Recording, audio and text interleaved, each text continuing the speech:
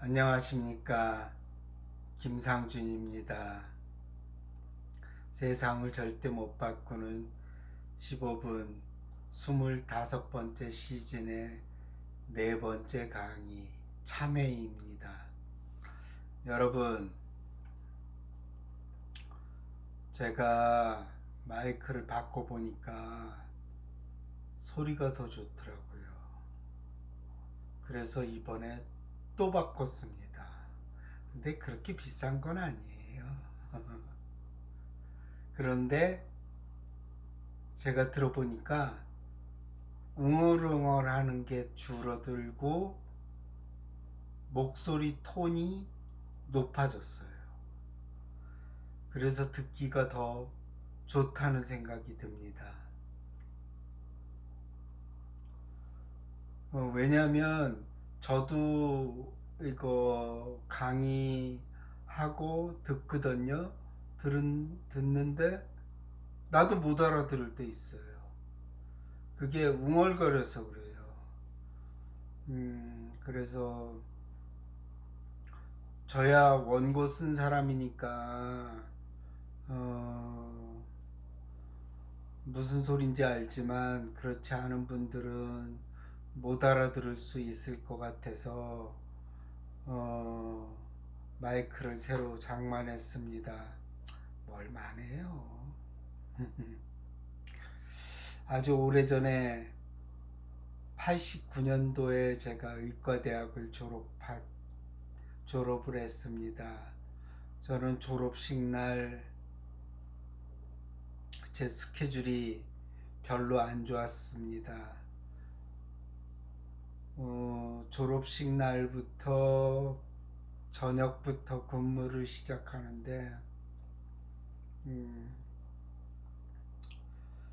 저는 진주로 떨어졌어요. 진주 윤양병원에 파견을 나가게 된 겁니다. 그 3주간 파견 나가는 걸로 시작이 됐어요. 다른 친구들은 신촌 세브란스 병원에서 뭐 소아과니, 외과니, 산부인과니 그렇게 돌고 있을 때 저는 지방병원부터 시작된 거죠. 그래서 졸업식 날 제대로 점심도 먹지 못하고 기차 타고 진주로 내려갔습니다. 그래도 정말 기분 좋았던 거는 병원에서 지급한 하얀 가운을 2벌 받았거든요. 그걸 가지고 내려가는 기분은 정말 좋았습니다. 드디어 의과대학 졸업이다. 그런 생각을 하고 진주에 도착한 겁니다. 그렇게 해서 저의 의사 생활은 시작되었습니다. 병원 실습은 본과 3학년, 본과 4학년까지 모든 과를 돌면서 했지만 그 당시에 수업도 들으면서 실습도 나가니까 뭐 아는 게 별로 있겠어요. 없었지. 그래서 인턴을 시작하면서 떨리기 시작한 겁니다. 게다가 밤에는 그때 인턴이 4명 파견 나갔어요. 그러면 그 중소병원에 의사는 단 1명 있습니다. 돌아가면서 1명씩 근무하고 나머지 인턴들은 놀러 가요. 그런 시스템이고, 이제 응급실에 있다가 중환이 오거나 그러면은 각과 과장님한테 연락을 하는 그런 시스템이었죠. 뭐 다행히 이제 꿰매는 환자들이 좀 많았어요. 그래서 그렇게 부담 없이 진료를 받는데 그렇게 어려움은 없었습니다. 그런데 가장 큰 문제가 여자 환자들, 배가 아픈 환자들이에요. 여자 환자들은 산부인과적인 문제도 겹쳐 있거든요. 그러니까 이게 내장의 문제인지 산부인과적인 문제인지 잘 모르는 경우가 많습니다. 참 힘들어요. 그리고 인턴이 뭘 합니까?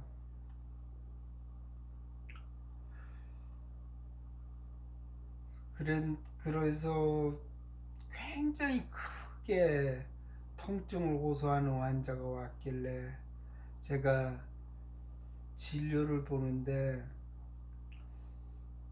아무래도 자궁의 임신 같았어요. 그래가지고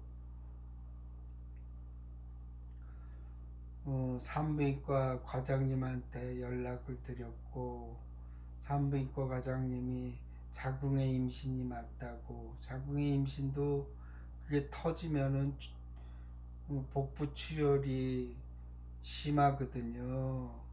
그래서 그분도 출혈이 심한 상태였고 빈혈 상태였습니다. 저는 산부인과 과장님한테 칭찬을 받았습니다. 인턴이 그거를 진단했다고 말입니다. 그렇게 운 좋게 진단이 맞았죠. 그래서 파견 나가서 운 좋게 진단을 좀 많이 했어요. 뭐 우리가 뭐 하는 건 아니고 우리는 이제 교통 정리하는 거지요. 그렇게 해서 3주를 돌고 또 다른 병원에 또 청주에 또 파견 나가게 됐어요. 저는 파견이 많았어요. 청주 남궁병원에 파견 나가가지고 3주 또 있었고, 그렇게 해서 신촌 세브란스 병원 응급실로 드디어 복귀하게 됐습니다. 그 당시에는 인원이 모자라서 48시간씩 잠 못 자고 근무하기도 하고 36시간을 근무하기도 하고 그랬던 때였습니다. 그리고 과끼리 경쟁을 해요. 예를 들어서 디스크 환자는 신경외과랑 정형외과가 겹치거든요. 그런데 그거를 서로 가져가려고 그러죠. 그런데 정형외과에다 보냈는데 그걸 안 신경외과 레지던트가 저를 때리는 거예요. 근데 그때는 때리는 게 정상이어서 억울할 것도 없고 뭐 아프지도 않고 그랬어요. 그랬던 때였습니다. 이제 신촌 세브란스 병원에 오게 됐습니다. 응급실에서 그래도 경험을 쌓고 왔기 때문에 좀 기고만장한 상태였죠. 게다가 의과대학까지 졸업한 상태 아닙니까? 그 다음에 신촌 세브란스 병원에 있다는 것 때문에 신촌 세브란스 병원과 저를 동일시하게 되었습니다. 그러니까는 건방이 하늘을 찌를 때였죠. 그러던 어느 날 지방병원에서 다리가 절단된 환자를 한 명 데리고 왔어요. 그냥 진짜 다리만 들고 온 거예요. 수액 달고. 그래서 제가 어떻게 이렇게 처치라고 오냐. 굉장히 짜증을 냈어요. 거기에는 건방도 섞여 있었죠. 그랬더니 의사가 따라오지 않고 업무과 직원이 따라왔는데 굉장히 뭐라고 하면서 저한테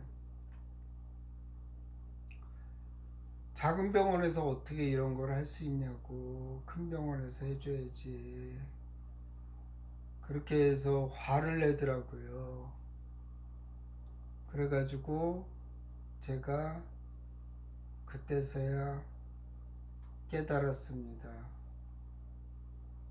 제가 건방졌구나.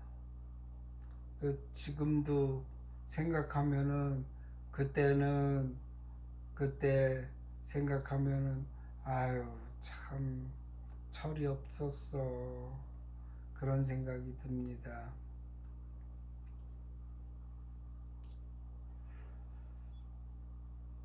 그냥 인터넷 불가했잖아요. 그런데 이제 신촌 세브란스 병원에 있다고 해서 제가 아주 대단한 의사인 것처럼 착각을 했던 거죠.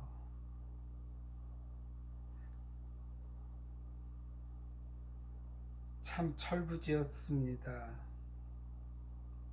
그러면서 이제 점점 벼가 고개를 숙인다고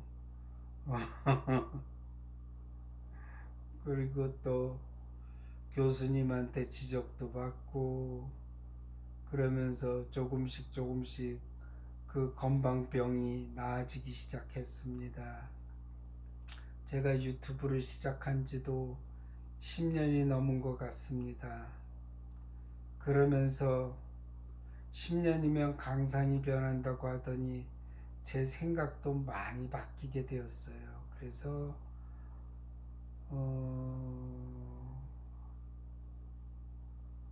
앞에 10년 전 거는 잘 못 보겠어요. 왜냐하면은 지금 생각이랑 다른 것들도 있고 또 10년 전 유튜브는 많이 날카로워요. 유순하게 제가 얘기하는 것 같았지만 다른 사람의 잘못이 눈에 띄는 일이 종종 많이 있었고 그걸 유튜브에 올리곤 했습니다. 가장 대표적인 게 명진 스님이 룸살롱에 간 것이었죠. 승려라면 256개를 지켜야 하는데 어떻게 그 시주돈으로 룸사롱을 갈 수 있나 하는 거를 제가 걸었던 적이 있었어요. 그런데 마음 공부를 계속 하다 보니 그럴 수도 있다는 생각이 들더라고요. 계율이란 것이 누구를 구속하기 위한 것이 아니라 자신의 마음을 편하게 해주기 위해 만들어진 것인데 그것이 도구마처럼 꼭 지켜야 한다고 생각했던 겁니다. 그런 것이 독선적으로 사람들을 얽어매기 시작하면 그것은 신이 아니라 선이 아니라 악으로 변질될 수 있다는 것을 저는 몰랐던 겁니다. 그리고 저보다 비교도 할 수 없이 마음 공부를 한 승려에 대해 비난을 했던 것은 지금 생각해 보면은 잘못이라는 생각을 합니다. 그럴 만한 인연이 닿아서 그렇겠죠라고 저는 생각합니다. 누가 누구를 재단할 수 있으며 누가 누구를 비난할 수 있겠습니까? 사람들은 다 똑같은데 말입니다.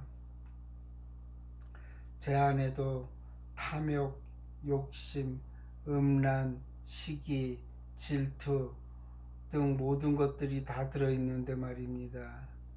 그러니 제 생각이 짧았던 것이죠. 심지어 앙구리마라는 999명을 죽인 자입니다. 그런데 앙구리마라가 부처님을 찾아온 게 아니라 부처님이 찾아가서 그를 설득해서 앙구리마라는 아라한이 되었어요. 물론 인과응보는 작용해서 그가 탁발을 나갈 때는 희생자의 유가족에게 욕을 듣고 돌팔매를 맞는 등 피를 흘렸다고 합니다. 인과응보는 작용하는 법이니까요. 또한 대형 교회와 절에 대해서도 비난을 했던 적이 있었습니다. 시주돈과 헌금은 반지 제왕에 나오는 반지처럼 성직자나 승려들을 타락시키고 실제로 종교단체에 돈은 넘쳐난다는 얘기를 했던 적이 있었습니다. 그리고 부처님 탄신일에 돈을 받고 등을 다는 것은 불교에서도 장사를 한다고 생각했습니다. 물론 대형 교회나 대형 절은 경제적으로 여유가 있지요. 하지만 그렇지 않은 교회나 절은 신심이 깊은 성직자나 승려가 운영을 하려고 해도 신자가 없고 그게 돈이 들어올 데가 없어요. 그래서 다 망해요. 좋은 분들인데 불구하고 말입니다. 성직자나 승려가 말이에요. 그나마 부처님 오신 날 등을 달고 천도제, 49제 등을 해서 돈이 좀 들어와야 절도 살림을 할 수 있고 스님들이 경제적인 문제 없이 수행을 할 수 있는 것 아닙니까? 저는 하나만 알고 둘은 몰랐던 것입니다. 그리고 절과 교회는 가난해야 한다고 생각했던 것이죠. 아니, 왜 가난해야 합니까? 돈이 많으면 없는 사람들 도움을 주고 신도들 쾌적한 공간에서 예배도 드리고 그거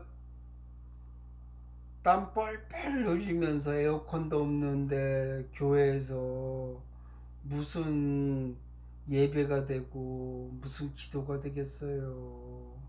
그거는 고행이지요. 절도 마찬가지고요. 쾌적한 공간에서 예배도 드리고 기도도 하고 불공도 드리면 얼마나 좋습니까? 쓰러져가는 교회나 절에서 신도들이 무슨 예배를 드리고 법문을 듣거나 기도를 할 수 있겠습니까? 신심이 가득한 성직자나 승려는 많은데 경제적으로 여유가 없으니까 문을 닫아야 된다는 것이죠. 그냥 어느 집단이나 지나치게 잘못된 행동을 하는 사람 몇몇 때문에 사람들이 편견을 가지게 됐고 저도 그렇게 생각했던 것입니다. 그러니까 과잉 일반화했던 거죠. 마음 공부라는 것이 놔주는 것입니다. 이런저런 계율이나 규칙에서 벗어나서 자유롭게 살아가는 것이죠. 그런데 거기서 벗어나지 못하고 제 좁은 소견으로 그리고 잘 알지도 못하면서 비난하기에 바빴던 겁니다. 그러니까 투사를 많이 했던 것이죠. 제 안에 가지고 있는 탐욕과 욕심, 타인을 헐뜯고 싶은 욕망이 유튜브를 통해서 흘러나왔던 것입니다. 그런 생각이 들면서 유튜브에서 얘기하는 양이 많이 줄어들었습니다. 물론 얘기도 많이 했기 때문이기도 하죠. 예전에는 4, 50분도 했어요. 그렇게 길게 한 유튜브 동영상들도 꽤 있습니다. 모든 사람이 부처인데 제가 할 말이 별로 없어진 겁니다. 그래서 유튜브의 양이 점점 줄어들기 시작한 거죠. 그리고 사람마다 인연 따라 다 사정이 있겠지 하는 생각이 들면서 남을 비난하는 것이 줄어들었고 저만 옳다는 독선에서 많이 벗어나게 되었다는 생각이 듭니다. 그냥 다 옳습니다. 이 생각도 옳고 저 생각도 옳고 우파도 옳고 좌파도 옳습니다. 그들의 생각은 바로 저의 생각이기 때문입니다.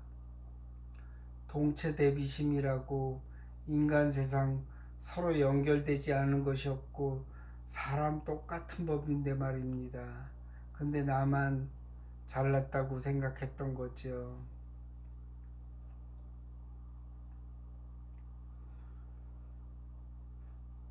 어,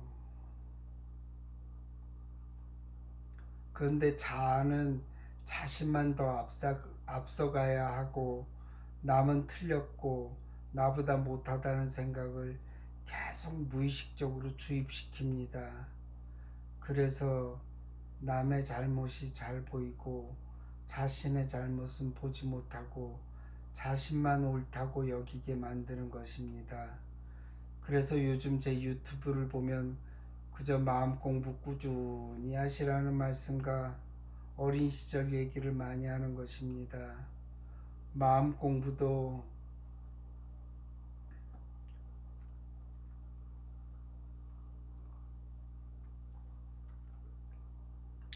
근기에 따라서 기복부터 시작해서 기도도 하고 절도 하고 법문도 듣고 명상도 하고 자신한테 맞는 것을 하면 됩니다. 괴로움과 괴로움의 소멸이 우리의 목적이기 때문이죠. 그렇게 해서 괴로움과 괴로움의 소멸이 있다면 그걸로 된 거죠. 어떤 방법을 쓰더라도 사실은 상관이 없습니다. 왜냐하면 마음 공부에 대한 마음이 뜨겁고 열정적인 분이라면 서서히 자신의 근기가 높아지고 마음 공부하는 방법은 서서히 또 바뀌어 나가고 스승도 어쩌면 다른 분을 찾아갈지도 모릅니다. 자신의 근기에 맞는 분으로 말입니다. 그러니 이런들 어떠하리 저런들 어떠하리 하라는 생각을 요즘 저는 하게 됩니다. 물론 제 날카로움이 다 무뎌진 것은 아닙니다. 그것은 나를 선처로 남을 비난하거나 헐뜯거나 시기하거나 질투하는 마음이 들 때도 있습니다. 그럴 때 그것은 나의 생각도 나의 것이 아니라고 여깁니다. 제가 항상 말씀드렸듯이 생각도 몸도 내 것이 아닌데 무슨 생각이 들면 또 어떻습니까?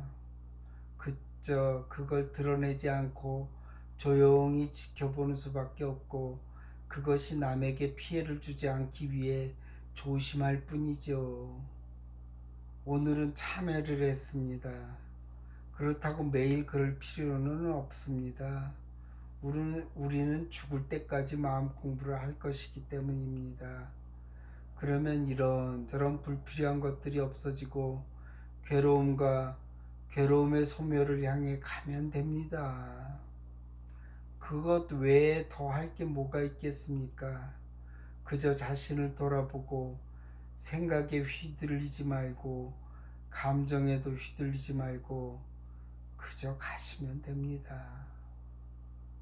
여러분, 오늘은 제가 참여를 했습니다. 오늘 강의를 마치겠습니다. 감사합니다.